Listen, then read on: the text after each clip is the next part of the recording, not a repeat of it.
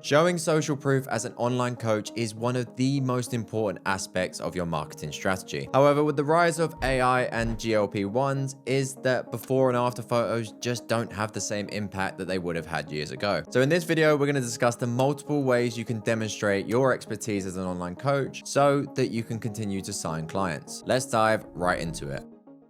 Now, the first thing to understand is what social proof actually means, as I still think a lot of coaches still don't quite get the full picture. Social proof is a psychological tendency for people to look at the behavior of others to determine the correct action in a given situation. This can be presented as testimonials, follow accounts, reviews, case studies, amongst many others we'll discuss in more detail shortly. But the key with all these methods and metrics is that they are designed to reduce purchase hesitation by signaling that others have already made the same decision and found it worthwhile. Now, when I mention about reducing purchase hesitation, coaches make the huge mistake of thinking that one case study or one testimonial is going to be the lottery ticket their business needs. That suddenly after they post is going to be the cornerstone that all potential clients read or watch and there and then sign up to your services. But unfortunately, that's just not how it works, especially on social media. How often have you purchased something after seeing it just advertised once? Or did you initially show some interest, the algorithm picks up on that interest and suggests you more content aligned with that given thing? That's because it knows it might actually take weeks or maybe even months for you to pull the trigger and purchase the product or service that you're looking at. The same exact process works for your content as an online coach. This is why it is absolutely vital for you to constantly mention the results you're getting with your clients within your content, as it's likely lots of micro jabs and reminders that is going to get someone to take the leap and reach out rather than one massive hook. So now we know the importance of regularly demonstrating social proof. Let's discuss the specific ways and methods you can use to display this. The first is the client case study video. This is where you jump on a video yourself, usually in a head talking format, and discuss the progress a specific client has made with you. Now, the issue with this format is that coaches just spend the entire time explaining the client's life story rather than remembering that they're speaking to the viewer. What I mean by this is that yes, you discuss how your client Jenny went from not being able to set foot in the gym to now being able to deadlift 100 kilos with ease. But you need to keep in mind that you are speaking to an individual on the other side of the camera. This means that the language you use in this case study is absolutely vital. So let's take that example of Jenny, who yes, is a made up person, and I would show you how I would script that specific case study. Do you dread the thought of walking into the gym and everybody staring at you? What's she doing here? Why is she wearing that specific outfit to the gym? Who does she think she is? But you know you need to show up to the gym in order to drop 5 kilos and finally achieve the toned body that you desire just in time for summer. Jenny was in the same situation when she came to me 7 months ago, and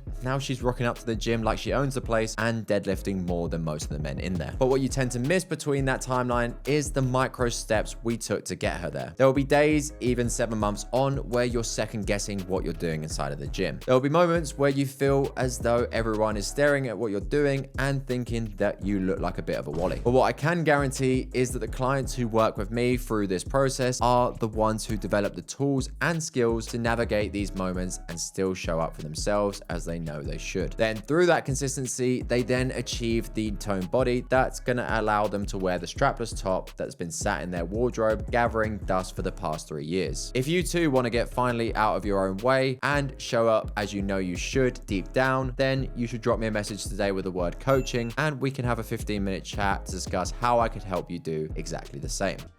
And back to character. You see how easy it would have been for me to just talk about how great Jenny is doing and how she's now doing X, Y, and Z, whilst the viewer is sat there thinking, I couldn't give a flying fuck about Jenny. I want to know what I can achieve. So you need to use it as a reference as to what can be achieved through working with you without just making it all about Jenny. And instead, start to create the story in the viewer's head where they can imagine themselves going through the process with you. Now, if you need to, go back and watch that portion of the video again so you can really note the language that I'm using. Now, although I mentioned the viewer not caring too much about your specific clients, this doesn't mean they don't want to hear from them at all, which is where your simple testimonials come in, and there tends to be two different types: your written testimonials and your video testimonials. So let's go through what you're looking from each format, as it does slightly differ. Your written testimonials want to be small moments captured from casual conversations. That message when your client reaches out to to you to tell you that they've now hit a new low way in on the scales. When your client